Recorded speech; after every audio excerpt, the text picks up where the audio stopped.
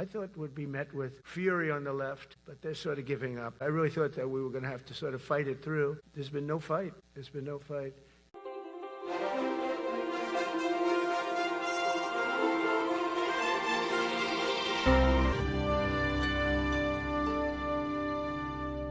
Welcome back to another episode of Concepts of a Pod. As we are recording this on Tuesday, September 30th, we are barreling towards what may or may not be a government shutdown, depending on whether Chuck Schumer can show some steel this time. We shall see. Last night, I was at the book tour for Kamala, and she had even aggressively said that Democrats were going to push back against the Trump administration cutting healthcare costs and that. And I thought to myself, Chuck Schumer's probably unaware that she's saying this right now.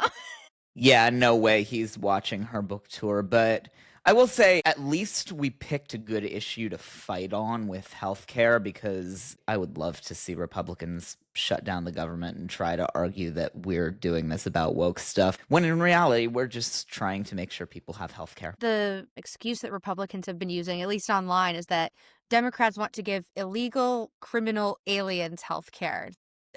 And that is the people who are undocumented, one very small part of people who may receive health care, but it is way beyond that. And, we could talk about how they want more money to snatch people off of the streets and put them into American concentration camps. But, And at the end of the day, if everybody is sick, then we're all sick. If everybody's healthy, then we all get to be healthy.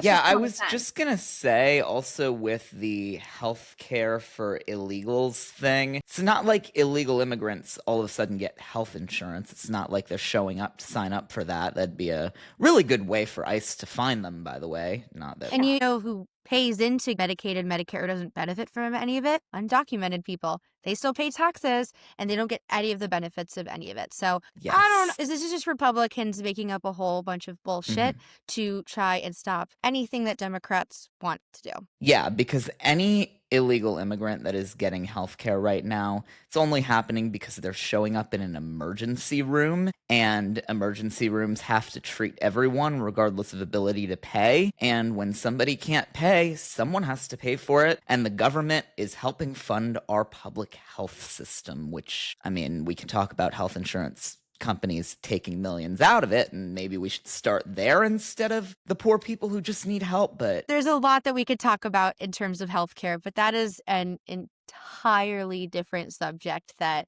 take a whole nother couple of hours to talk about. But no, long story short, I think Chuck Schumer is going to cave like he has every single other time. Yeah. And if you're listening to this now and they've already made a decision, you can let us know. Yeah, no. We apologize, by the way. They will have made a decision because this episode will not be released until a couple days after. Just sorry about that in advance. There is a Jewish holiday between the time we are recording this and the time it will be aired, so we'll be taking a little bit of time away, and it'll take us a little longer to edit this episode. But this will be more of a discussion that sets the tone for the months to come, and I don't want to get too bogged down in the details of any one day, just because it's, everything changes literally every other second. Yeah. I used to get notifications from every single one of my news apps when anything happened, and I have had to start turning some of those off, or say to only give me breaking news about a specific topic. Well, I had said breaking news about the government, but I was literally getting notifications every 2 minutes. So I had to turn that one off too. I just don't understand how we can function like this and continue to function like this. And I wish more Democrats would grow a spine. Yeah, but that also, I think, is part of the beauty of the way we've set up this podcast too, is that we're talking about the issues of the day as they come, but we're talking about the conversation about the issues, because even after something happens, it's worth going back and analyzing the way we covered a certain thing, whatever it may be. And Trump's whole MO is keep throwing new stuff at us so we don't go back and look at the way we're obviously being gaslit and manipulated. But it's very much worth discussing and continuing to discuss the way things are talked about, even after they're kind of a blip on the radar. 100%. I posted a couple of videos on my personal TikTok and on New Digital Now's TikTok. Go follow us, by the way. Yes, please go follow us at New Digital Now. You'll see me fighting with people in the comments, making stupid comments towards us. But anyways, a couple of videos I posted recently were about the whole Jimmy Kimmel situation and the power of protest. And people decided to go in the comments and just argue with me about why it doesn't matter, or that, oh, his views have already dropped again. I'm like, that's not the point. I was trying to explain to people how Nexstar and Sinclair were blacking out certain local ABC affiliate news channels from airing the Jimmy Kimmel Show in certain cities and states. And people thought that I was making all of this up and that they can't do that. I was like, they did. And there's still lots of people saying that Jimmy Kimmel should just be fired for making inappropriate comments and stuff. And I'm like, that's not the point. Like, yeah, everyone has said some things they shouldn't have. And maybe Jimmy Kimmel should be fired from his job. But that's not what I'm talking about. The FCC threatened ABC, the national level, to pull their licensing if they did not cancel Jimmy Kimmel's show entirely, which employs hundreds and hundreds of people, by the way. And, you know, it's not about whether Jimmy Kimmel should be fired for what he said or not. It was that the federal government threatened a national news channel. That's what we were talking about here. And I want to bounce off of the fact that you said there's hundreds of people that also work on that show. This is also one of the only shows left based in California, in Los Angeles, at a time where entertainment jobs are drying up like nobody's business. And so while Trump just pretends that he's going to put a random tariff on movies, that's not going to work in any way you look at it. Yeah, he also is like supporting putting massive list of people and making them unemployed, in addition to censoring a comedian that didn't even really say anything that bad in the first place. Oh, yeah, no, he told the truth. And I think that was the scariest part of this whole situation, too, is that all he said was that the MAGA crowd was bending over backwards to prove that the shooter wasn't one of theirs. He didn't say anything about the shooter. He didn't say the shooter was right. He didn't say the shooter was left. He said it was a tragedy, and he pointed out that the MAGA crowd had an instinct to, without proof, without waiting for proof, point it at the left. There's this increasingly alarming pattern, types of thinking that people use now. Well, we have a lot less critical thinking, and people think that tangent thinking is critical thinking. Tangent thinking is one of my favorite things. You know, it's how do I connect spot A to spot B? What can I think of, you know, to make a path there? And people have started using that and saying that is critical thinking. Tangent thinking is not critical thinking. Tangent thinking is just figuring out some unique way to get from point A to point B. Critical thinking is something that we are severely lacking in. And, you know, we can go into ChatGPT and AI and all of that and talk about how that's also taking away from people's critical thinking skills. But this all started happening before ChatGPT and AI really blew up in the last, I would say, year or so. Or I guess 2 years. This has been going on for a long time. And we see that the right, and sometimes when you get really far on the left, they will do anything they can to use tangent thinking to get from point A to point B. And they decided in this case to use tangent thinking to say, oh, well, Jimmy Kimmel said that the shooter was MAGA and that Charlie Kirk deserved it. He did not say any of those words or any of those words in that order. Like, how did they get there? It wasn't critical thinking. It was tangent thinking. And I think we've been overusing the term critical thinking skills. Unfortunately, a lot of people have lost a lot of that. And that's kind of part of where we are today, unfortunately, with everything happening in the world. Yeah. And I think enough time has passed now that we can circle back and talk about how that kind of was a Charlie Kirkism almost, to, under the guise of prove me wrong, let's debate, cherry pick and jump around with straw man arguments in viral videos, and of course never publish the times where he was proven wrong, or of course not. It's amplify he uses blitzkrieg warfare when he wants to talk with people. It's, you know, just like how Donald Trump is dropping things. It's here, so that you don't know what's actually going on or where you started or where it was supposed to be going. That's how Ben Shapiro got so popular, is because people are like, oh, he was able to prove me wrong. No, he was just loud and used blitzkrieg warfare. That's what Charlie Kirk did. That's what Donald Trump is doing. That's what Caroline Leavitt is using. That's what the entire Trump administration is using. And it's, I'm going to use the term, poison the minds of all of these different Americans, because they're throwing so many things at you that you don't know what to believe. You don't know what's happening.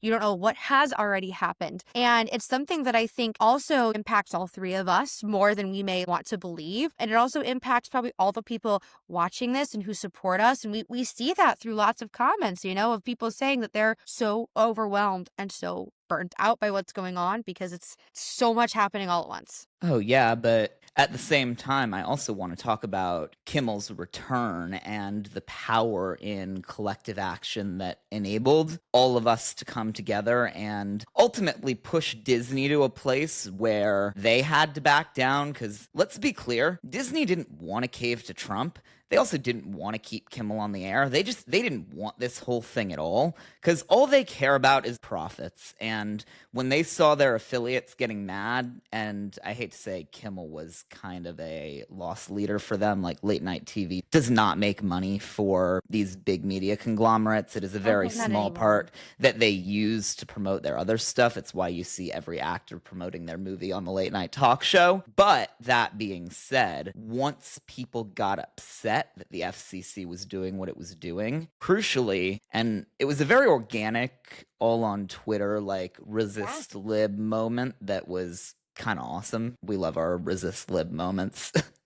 But people started canceling their Disney Plus subscriptions, I remember. And the thing that really made me think, like, oh, wow, this is something. Someone was explaining to their young child why Disney Plus was canceled all of a sudden. And like, whoa, people are really doing this. I will say that, with all of that happening, I think that has to do with the fact that people identified immediately how to fight back without having to be told. Like you said, it felt very organic that everybody's immediate thought was, I'm canceling. Like, I didn't even have to have somebody tell me, but there were millions of other Americans doing the same thing. And that kind of goes back to how pivotal like 2020 was in teaching people how to protest and how to put their money where their mouth is. And I know there's been a lot of calls this year, especially with people just like throwing out, oh, we should have a general strike with no real information or strategy behind it. But this is laying the groundwork for organic strikes and buying strikes and boycotts that I think are going to continue to be effective. So I really hope that people take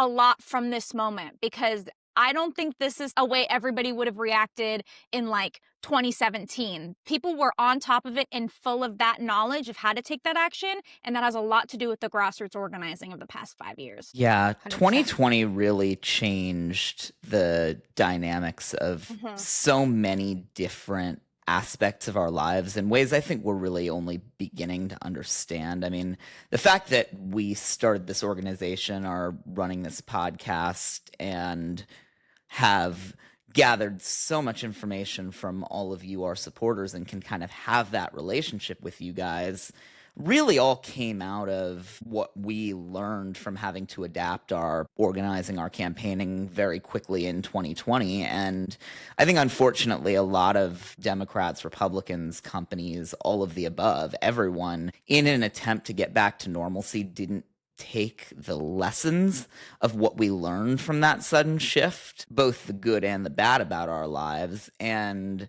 I really think that we have a lot of reflection to do on how it warped people's minds. I mean, the way it shifted, especially our Gen Z voters and even younger Gen Alpha who are getting close to voting age now. A lot of them, their first memory of politics was hearing from the government, you can't see your friends, you can't do anything, you can't go to school, you have to stay home with your parents all the time and be boarding your house. And then Trump was railing against that from the sidelines, and also through the Turning Point apparatus too, and that whole podcast ecosystem, people really started to lose track of reality in a way that I don't think we even realize. I mean, the fact that I heard about Charlie Kirk's assassination from my 20-year-old brother. Yeah, and I assume he watched the full clip too.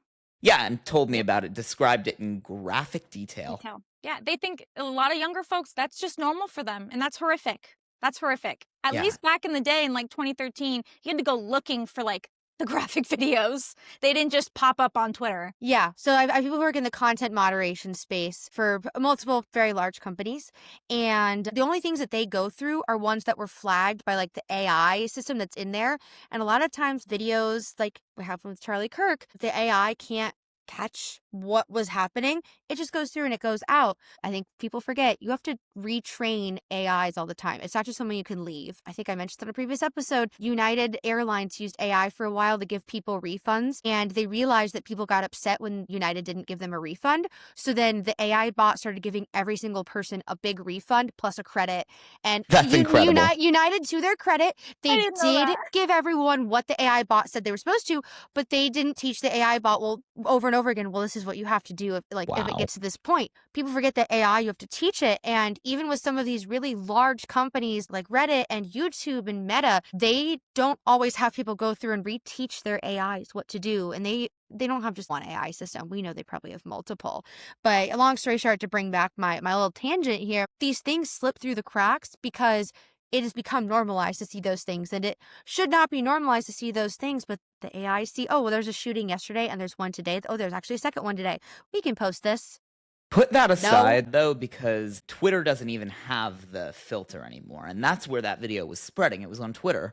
Elon Musk decided, who cares? No censorship. We can all see that gory junk. And I did not need to see a video of somebody having their Someone neck dying. blown off in HD. Like, yeah. I did not need to see that.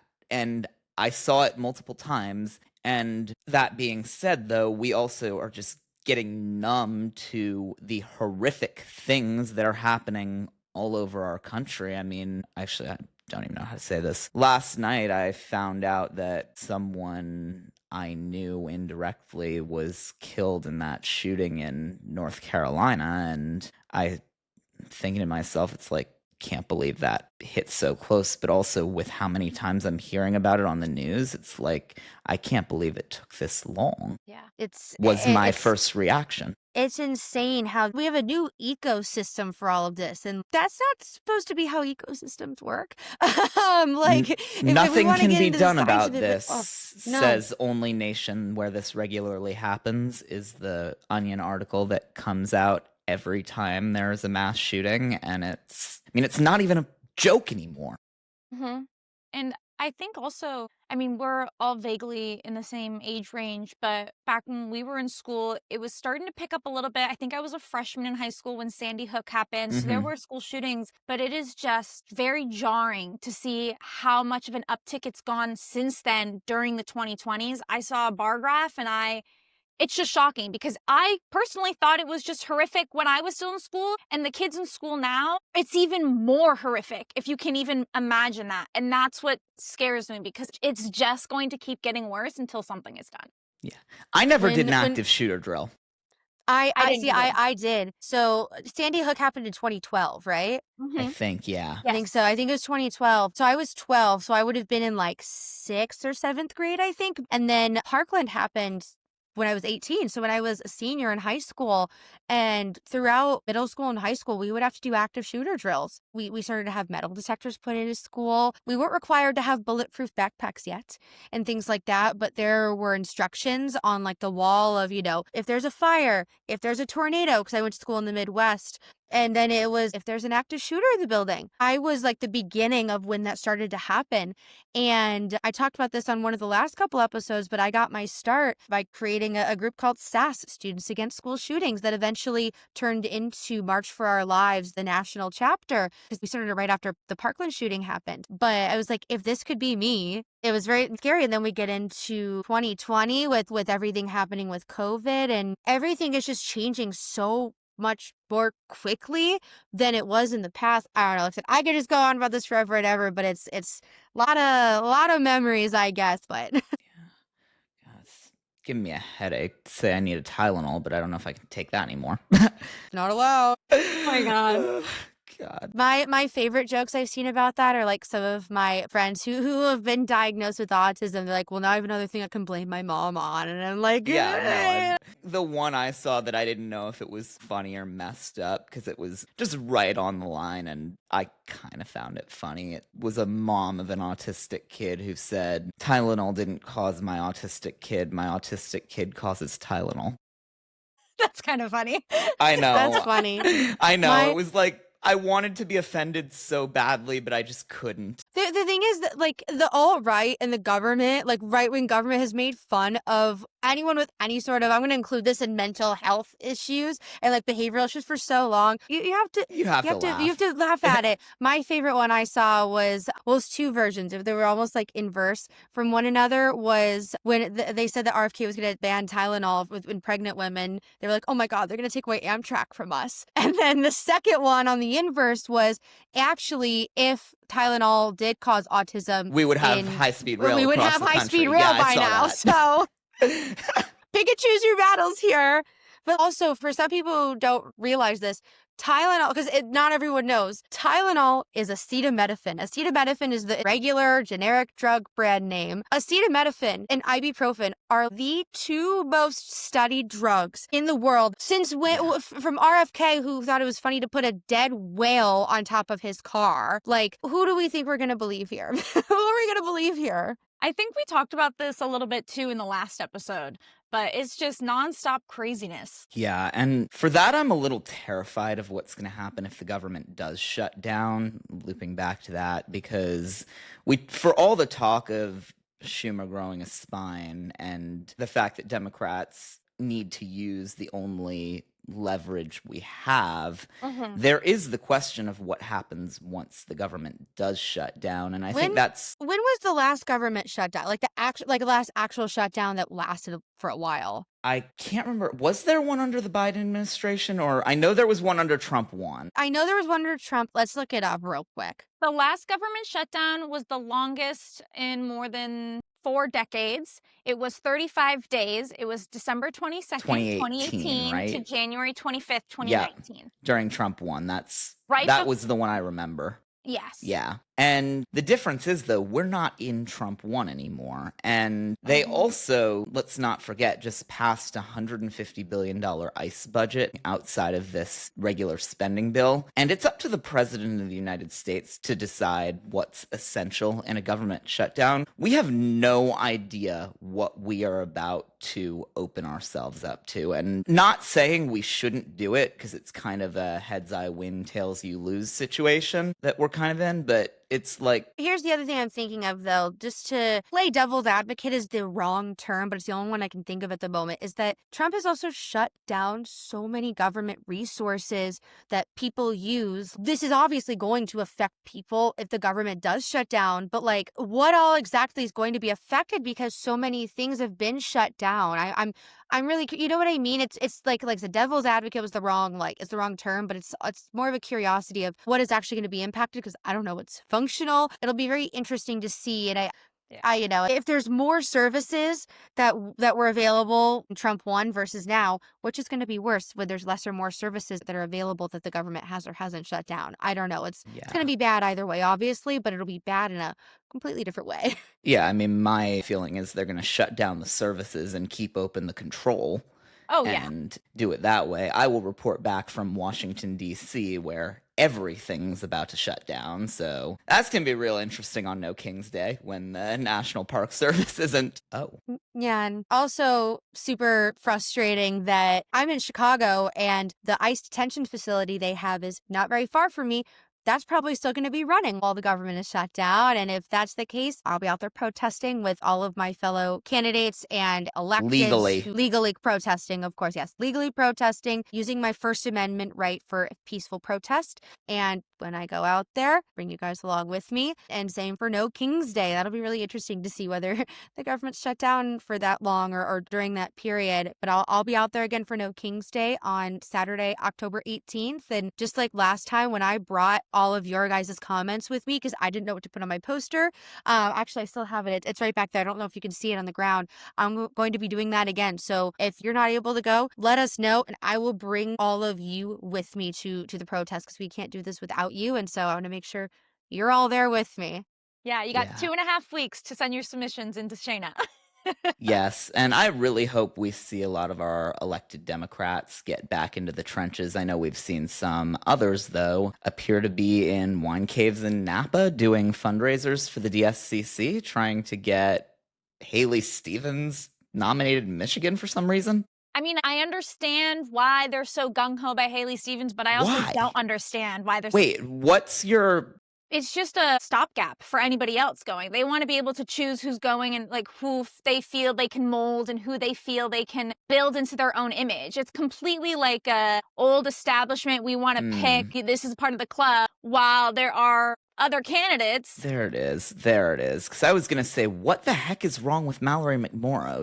It's totally like I want somebody who I can control. Like, I mean, at the end of the day, it's a game. You need somebody who's going to play on your team, and that's why they pick Haley. I gotta say, that looks really good for McMorrow if they're that scared of her, because clearly she doesn't get influenced by special interests. It's actually funny. I have a friend who worked at a high-dollar consultancy, and I said something about liking Mallory McMorrow, and he said something about her team being impossible to work with. And to me, that just says, like, if the high-dollar, dark money people are saying your team's impossible to work with, that makes me like you more. Yeah, that's a good thing. And by the way, Mallory McMorrow or anyone on your team, if you want to come talk with us, we would absolutely love to talk with you. Get a supporter Q&A going? Yeah, absolutely would love that. But we like people who can't be shoved into a mold or told what to do. That's what we need right now. We need people who are speaking out and showing up. And it's really disappointing from a lot of the people that we've supported in the past and a fair amount of people that I've worked for. It's really sad seeing that they are not actually doing what I worked so hard to get them into their job for. And I'm not going to stop calling them out. A lot of them, I know they're never going to hire me again, but that's okay if they're not going to do anything anyways. I helped like Kirsten Sinema, so I get that. I was a volunteer on that race. You know what? We all have our demons, and I'm just kidding. But no, Man. we all, we didn't know at the time. We didn't know. We thought we were doing what's we best. had so much hope.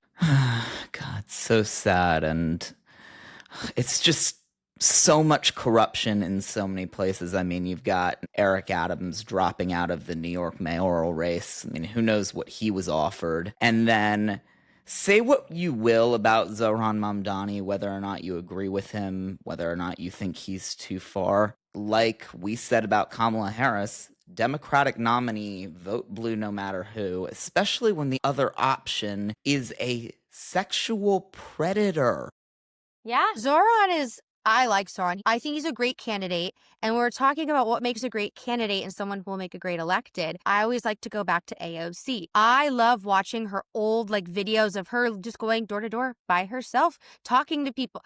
That's what Zohran did and is continuing to do. We need more people like that across the country who are willing to just go and actually talk with people and knock on the doors and go out and show up to public events. There's so many people who will not do that anymore. And even the people who are higher level in federal Senate and stuff, you have the security detail to go with you to places to protect you.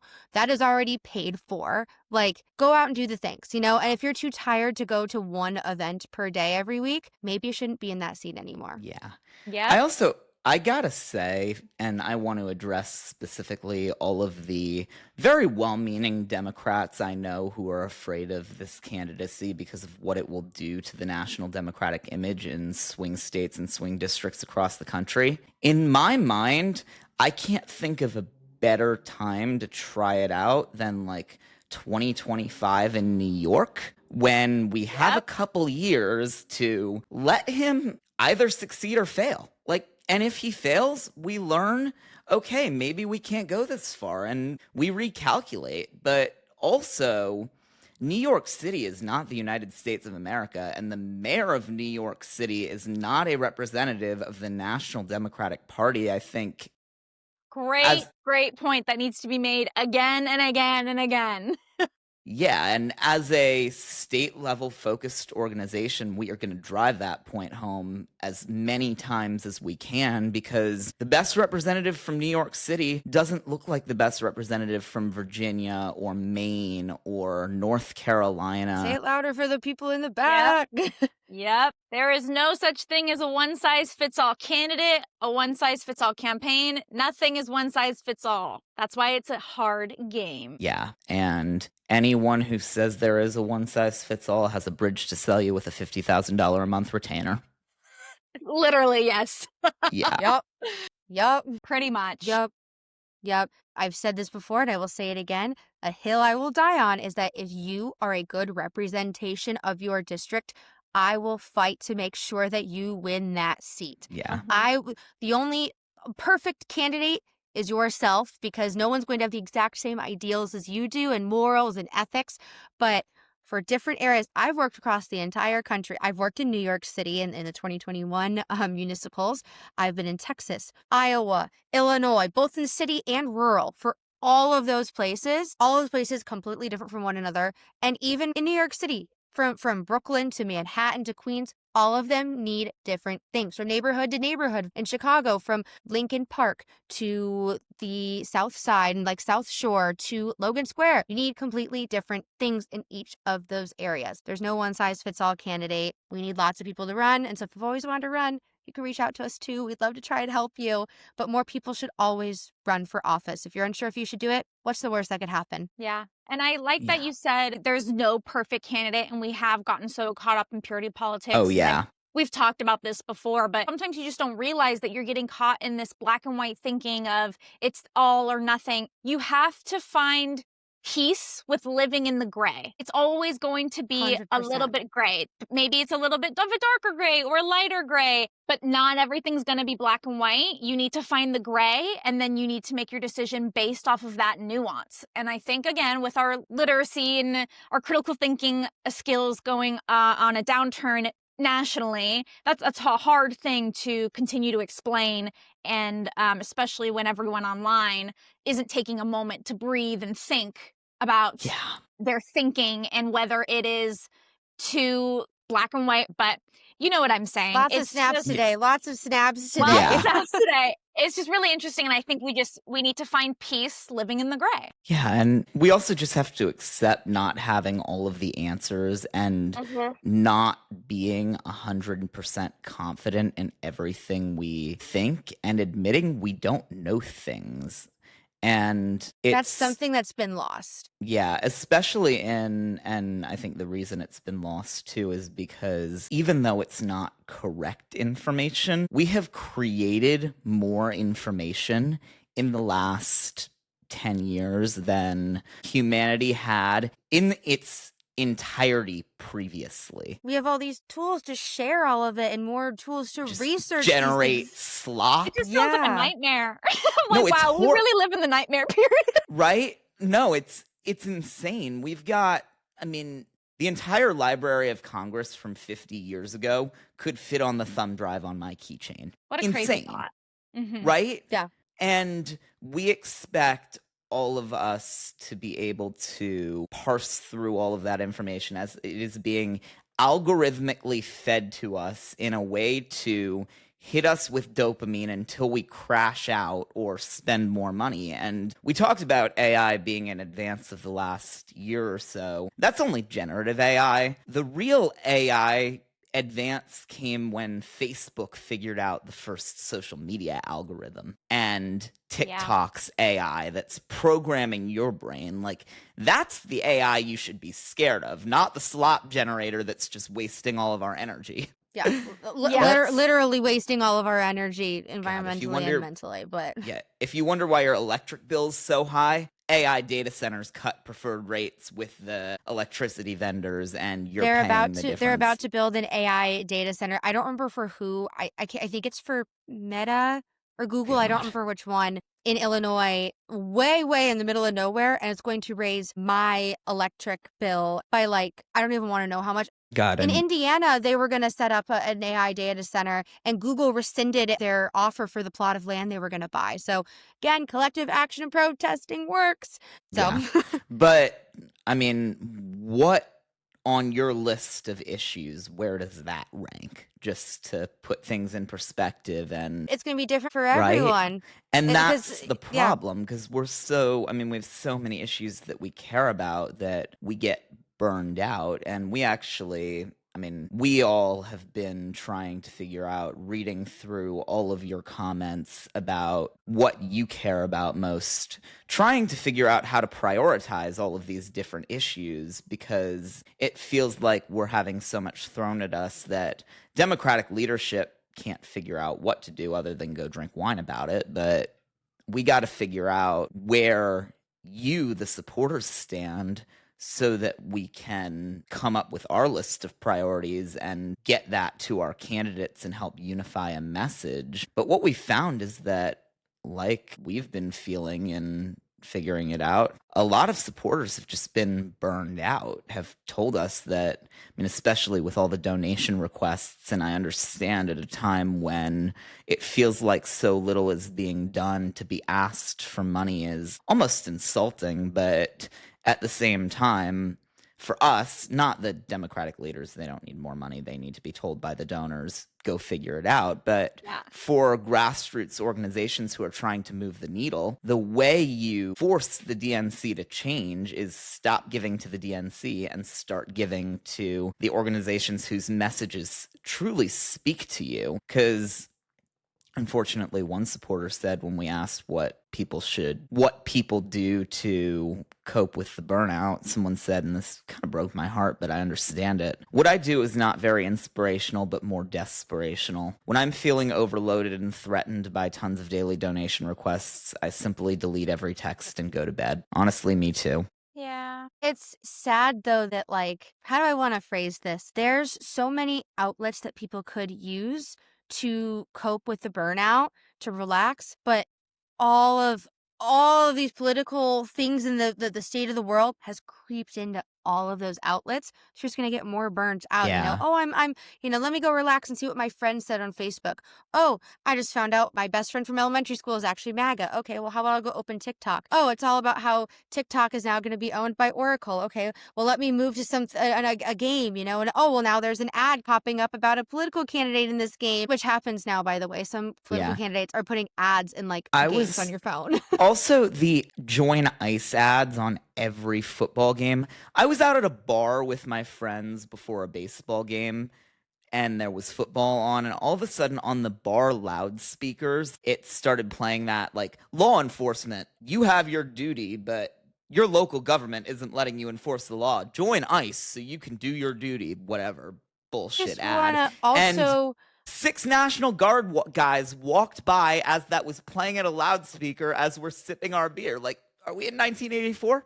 I want to remind people, too, do not forget that the NFL said that Colin Kaepernick kneeling during the national anthem was too political. And now they had a whole memorial picture put up at every NFL game for, I guess not every NFL game. About half of the teams decided to put up a memorial for Charlie Kirk, and they're playing ICE ads, but that's not too political. But Colin Kaepernick kneeling and not saying anything, not making a big statement, that was too political. The NFL just wants their bag, though, because at the end of the day, it's like they're like Disney. They don't want left or right either, because they don't care. I mean, they just want their money. Didn't they just announce Bad Bunny as the Super Bowl halftime performer? Hell and yes, piss they off did. MAGA? And the left is all laughing about, like, haha, there's a little football game at our Bad Bunny concert. And let's be real, the NFL doesn't care about any of that. They're just trying to get football to appeal in Latin America and compete with soccer. Like, this is a great way for them to do that. Yeah, they're trying to Americanize global football. I think that this will be the first, and because I don't think Bad Bunny has any, or like he has very few songs in English. The entire NFL Super Bowl halftime show is probably going to be in Spanish. I think it'll be like the first time that's ever happened. It's going to be interesting. And it actually ties into the one comment from one of our supporters that I think really did inspire and remind me of how I used to cope with some of this stuff that I think might be a good strategy to try again. Put aside the obvious part of the comment, ignore all of it because they don't listen to us and just ask for money, which is kind of sad because I know most people who text you don't listen. We are different. Like, we really are listening to you guys. I mean, we're reading these comments out, but the piece of advice that the person said was, I tend to donate a little and then block most of it. I then watch something positive. And I actually, Shayna, Simone, we're going to start on the website, and we'll collect some information from the supporters to a watch list of things that can inspire, relax people. We'll break it up by categories. I mean, I always turn to the West Wing and Newsroom and the inspirational Aaron Sorkin stuff, but I understand if that just bums some people out. So yeah, we wanted to almost have like a burnout toolkit, which we know we're a political group, but we wanted to make sure we had something that was also not political, because I feel like that's important to relax. I like going and watching funny cat video compilations on YouTube because I can never own a cat. I'm very allergic to them. But I love watching those things, and like some of my favorite TV shows, and some of favorite books I like to read, or my favorite albums I like to listen to. But we want to have something like that for you guys, and for you to also put submissions in there of things you like, and vote for your favorite things. We thought it would be good to have a little burnout toolkit for you guys. Oh, yeah. And even if it doesn't feel political, it very much is, because the one way to break through information overload and propaganda is through art and culture. We should be looking back to media that reminds us of and obviously we shouldn't go backwards on everything, but our country used to be somewhat civilized. And I'm not since I've been able to comprehend I'm not talking things. about the 1950s, by the way. But there was, even in the late 2000s, early 2010s, you could speak truth to power and disagree without straight up ripping the other guy's head off, saying that they're the Zodiac killer or whatever it is. Mitt Romney versus Obama's debate. I always think back to that when McCain, when Obama was like, yeah, it's my wedding anniversary, and Romney was like, happy wedding anniversary. Yeah. Glad you get to spend it with me.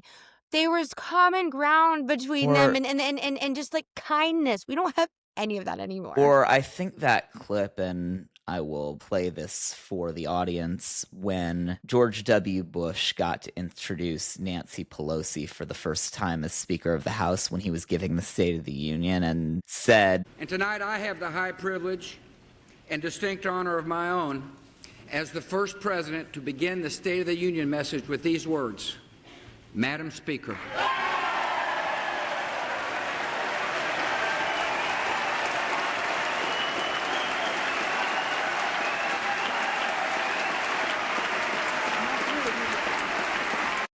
I saw that in my feed recently and actually brought tears to my eyes, because we don't have that anymore. No, we don't. I'm starting to think about, Kamala being Madam President. I'm going to cry. I can't think about that.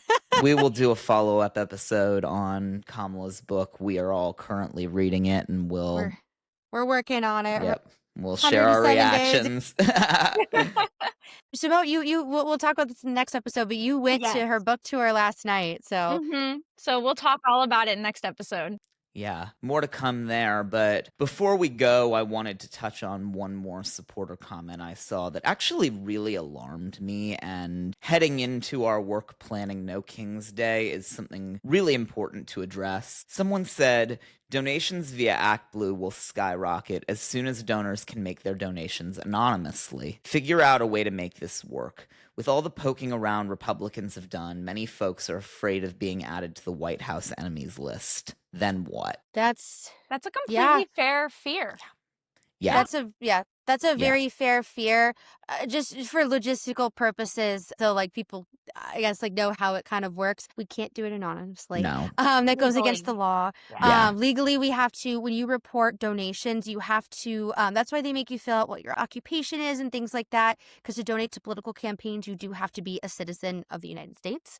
Yeah. That is just a law. So there's not a way to do it anonymously. And that's pre-Trump, by the way. Yeah, that's this not has been not a Trumpy thing. This has been a rule for a very, very long time, but this is a very interesting concept to see if there is a way that we are able to make it so that your information isn't, out there as much, because none of us want to end up on the White House enemies list. But just so everyone knows, for logistical purposes, legally we cannot do that, and legally every other organization, Democrat, Republican, or independent, or nonpartisan, bipartisan, they cannot do anything anonymously.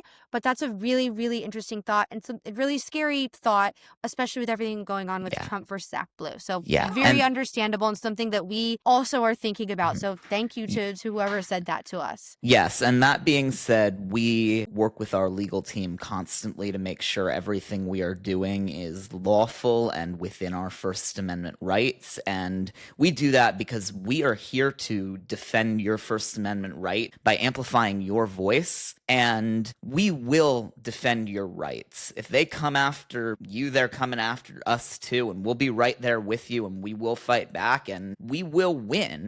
Yeah. We have the best lawyers in the world. We absolutely love them. They answer every little question we have, whether it's silly or not, to make sure that we are doing everything we're supposed to. Like we said, we read all of your comments, and when you guys have ideas or thoughts like this, we make sure that, Yeah. once the thoughts are fully formed and whatever we want to launch based off of whatever comments we get, we talk to our lawyers to make sure that it's all lawful. I do think it's a great point. So whoever has wrote this, I completely agree. If it was able to be anonymous, I also personally would also want to donate without having to put my email address and things like that. So we completely get your point. Unfortunately, we can't do anything like we said, but I don't want anyone to think that we don't agree. Yeah, we're just- not Yeah. against It's just it. one of those things that unfortunately this is the system that's put in place. But a good way to get around it is around GOTV, around those final weeks before Election Day, even coming this year. If you are following folks online who are working on campaigns, or they're an organizer, you can send them a $5 on Venmo for a coffee. Sometimes people will do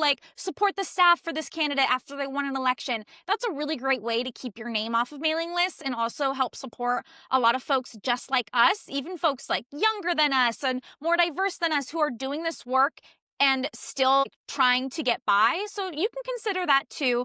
But at the end of the day, Please of do course, donations to organizations and campaigns Yeah. matter, but they can't be anonymous. No, I'm one of those people who has greatly benefited on Election Day. Those $5 all my friends send me, that pays for my coffee for the whole day while I'm Yeah. sitting in the boiler room, in the war room, bringing in data and getting vote totals and vote counts all throughout the night. It is very helpful. Or if you know where your local campaign office is, they always need things like furniture, bottles of water for the canvassers who go out, even supplies that you would never think of, like toilet paper and paper plates and plasticware. They need those things. All those things cost money. Those are easy ways that you can donate to the cause without having your name attached to anything. So I love Yeah. that. Yeah. Yeah, and I will say also, we can't make your donations anonymous, unfortunately. But the one thing we do always is, because we want to protect your identity and your opinion, is your responses to those surveys are not tied to your donations. On the system we use to read and respond to your comments, I built it intentionally to take away the part that identifies you. So I'm just reading generic anonymous supporter comments. When we see all of the comments, they're completely anonymous to us. There is no way for us to see who sent in what. It's completely anonymous. So all the supporter comments we read, we don't know where they've come from. Yeah. So we rest hear you, assured, and we're trying. Yeah, and if somebody ever asked us who said something that we repeated on the podcast, we'd say to I'd them, tell you. sorry, we don't know. Yeah. Yeah. Literally, don't. that's not even a lie. We Yeah, don't know. I don't we don't know. know who said what.